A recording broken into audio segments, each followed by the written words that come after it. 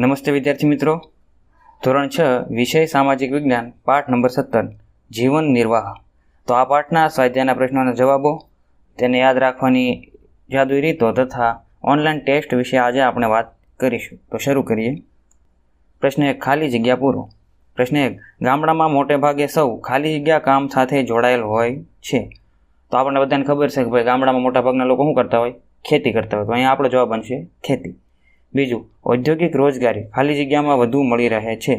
તો અહીંયા આપણો જવાબ બનશે શહેર, કારણ કે ઉદ્યોગો બધા ક્યાં હોય? જ્યાદા ભાગે શહેરમાં હોય, એટલે આપણો જવાબ બને શહેર.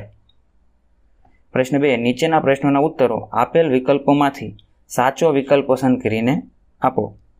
1, ગામડામાં લોકો નીચે પૈકી કયું કામ વધારે કરતા જોવા મળે છે? તો અહીંયા આપણો જવાબ બનશે બી, ખેતી. પ્રશ્ન 2, શહેરમાં રોજગારી મેળવવા માટે લોકો ક્યાંથી આવે છે? એ, પાસેના ગામથી, બી, અન્ય રાજ્યથી, સી, અન્ય શહેરથી. તો આ ત્રણે જે ઓપ્શન છે એ ત્રણે સાચા છે, એટલે આપણો જવાબ બનશે ડી, બધું જ સાચું છે. પ્રશ્ન 3, 1-2 વાક્યમાં ઉત્તર આપો.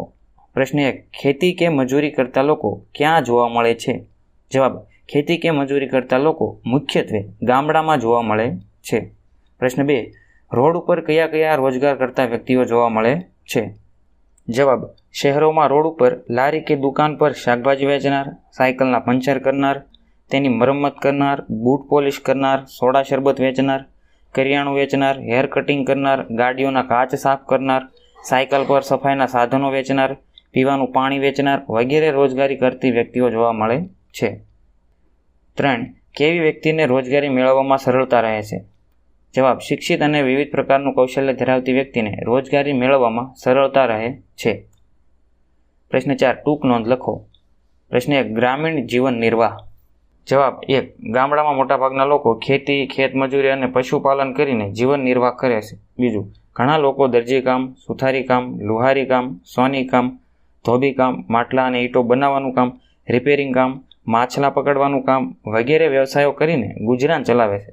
ત્રીજું, ગામડામાં કેટલાક લોકો કરિયાણાની, શાકભાજીની, કાપડની, કપડાની, ચા નાસ્તાની, ખાતર અને બિયારણોની, વેચાણની વગેરે દુકાનો ધરાવે છે. ચોથું, ગામડામાં કેટલાક ખેતમજૂરો મજૂરી ન મળે ત્યારે નદીમાંથી રેતી અને ખાણમાંથી પથ્થરો ઉપાડવાનું કામ કરીને જીવન નિર્વાહ કરે છે. પાંચમું, ગામડાની કેટલીક વ્યક્તિઓ શહેરમાં જઈ બાંધકામ મજૂર તરીકે તેમજ ટ્રક ડ્રાઈવર તરીકે નોકરી કરે છે.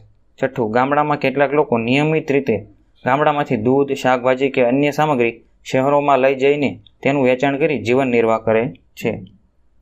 પ્રશ્ન 2, શહેરી જીવન નિર્વાહ. જવાબ 1, શહેરમાં મોટી સંખ્યામાં લોકો રસ્તાઓ પર કામ કરીને તેમજ ફેરિયાઓ તરીકે કામ કરીને જીવન નિર્વાહ કરે છે. 2, શહેરના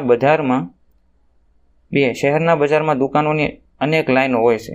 તેમાં દુકાનદારો, સેલ્સમેનો અને અન્ય કર્મચારીઓ કામ કરીને ગુજરાન ચલાવે છે. 3, શહેરમાં હજારો વ્યક્તિઓ છૂટક મજૂર તરીકે કામ કરીને ગુજરાન ચલાવે છે. ચોથું, શહેરમાં ઘણા લોકો ફેરિયાઓમાં કામ કરીને ગુજરાન ચલાવે છે. 5મું, શહેરમાં ઘણા લોકો શાળા કોલેજોમાં શિક્ષણ આપવાનો વ્યવસાય કરે છે તેમજ નાની મોટી ઓફિસમાં વિવિધ પ્રકારના વ્યવસાયો કરી જીવન નિર્વાહ કરે છે. ત્રીજો પ્રશ્ન, શહેરમાં છૂટક રોજગારી. જવાબ 1, શહેરમાં હજારો લોકો છૂટક મજૂર તરીકે કામ કરે છે. દાખલા તરીકે કડિયા નાકા પર મજૂરો પોતાના ઓજારો સાથે બેસે છે. કોન્ટ્રાક્ટરો અહીં આવીને તેમને કામ પર લઈ જાય છે. બીજું, શહેરમાં ઘણા લોકો છૂટક મજૂરો તરીકે ફેક્ટરીમાં કામ કરીને રોજગારી મેળવે છે.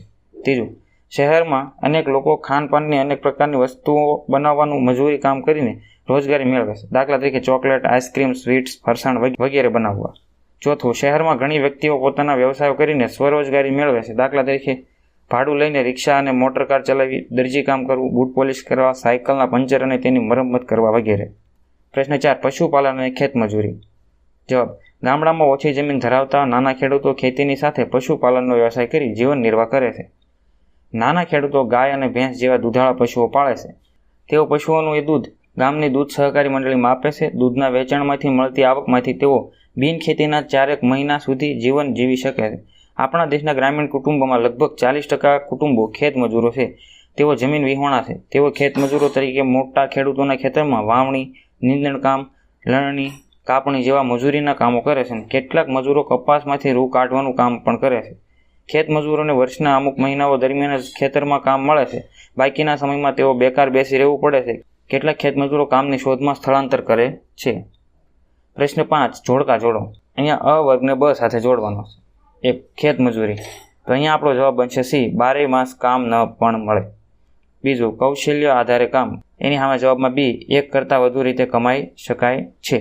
ત્રીજું, ઔદ્યોગિક રોજગારી, એની સામે આવશે એ, કાયમી કામ મળી રહે છે. તો મને આશા છે કે તમને આ વિડીયોમાં ઘણું ખરું યાદ રહ્યું છે અને આ વિડીયો ઉપયોગી થઈ હોય છે. તો મળીએ આગળના વિડીયોમાં. અને આપણે આ સામાજિક વિજ્ઞાન ધોરણ 6ની આ સિરીઝ અહીંયા પૂરી થાય છે.